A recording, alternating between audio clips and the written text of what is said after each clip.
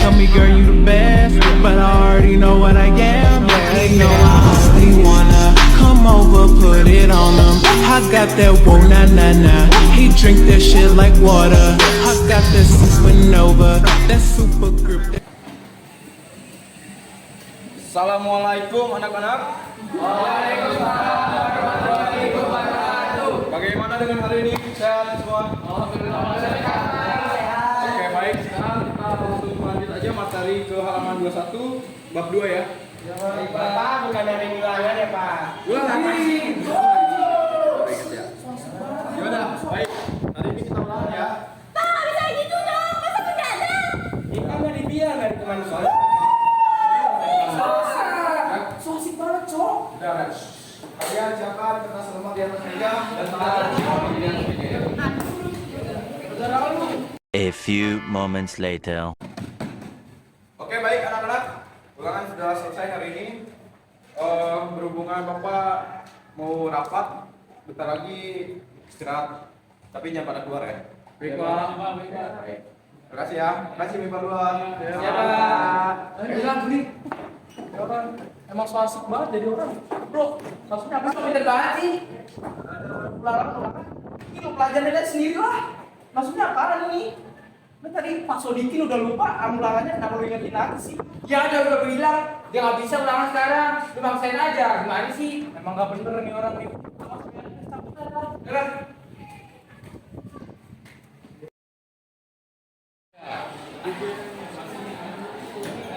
Ulangan bisa nggak?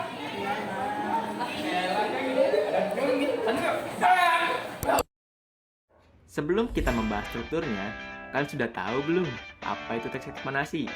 Nah, di sini kita jelaskan dulu tentang apa itu teks eksplanasi. Teks eksplanasi adalah teks yang berisi penjelasan mengenai suatu fenomena atau peristiwa, baik fenomena alam maupun fenomena sosial yang terjadi dalam kehidupan sehari-hari. Gimana?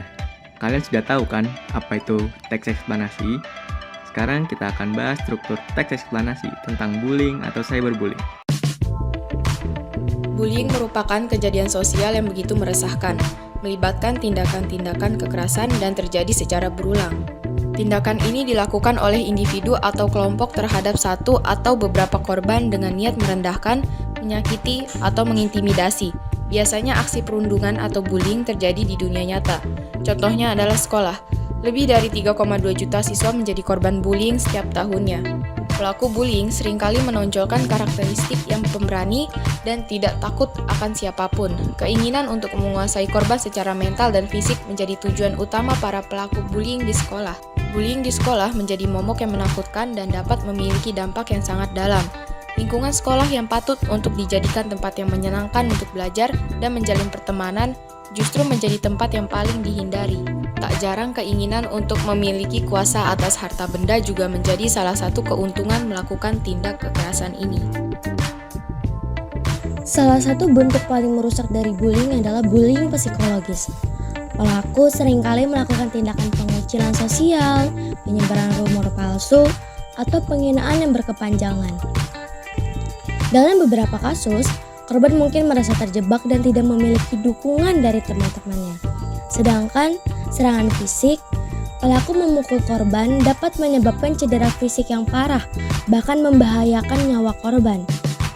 Dampaknya bukan hanya fisik, tetapi juga emosional. Selain itu, bullying dapat memengaruhi kemampuan korban untuk berfungsi secara sosial dan akademis. Korban mungkin merasa terisolasi, kurang percaya diri, dan mengalami kesulitan dalam menjalin hubungan sosial yang mengancam masa depan mereka. Contohnya, korban seringkali menolak untuk berangkat sekolah, akibatnya akan berdampak pada kegiatan akademisnya.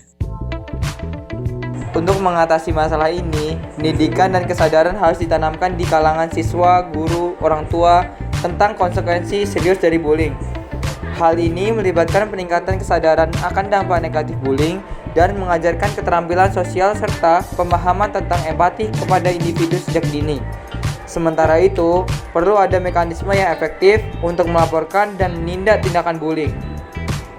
Sekolah juga harus memiliki kebijakan anti-bullying yang tegas dan efektif serta sistem yang memungkinkan laporan insiden-insiden bullying dan penanganan dengan segera, sehingga terciptanya lingkungan belajar yang aman dan nyaman dapat terlaksana. 1.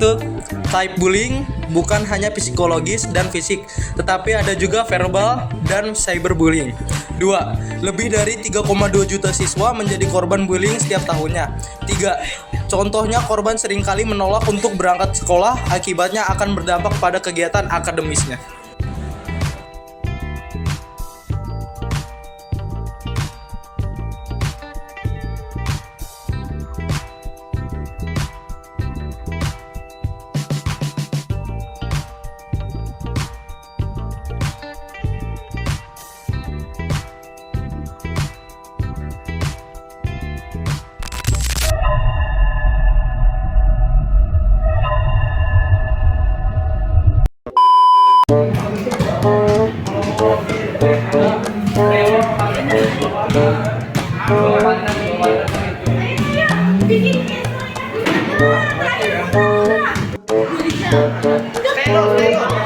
Ah gitu doang.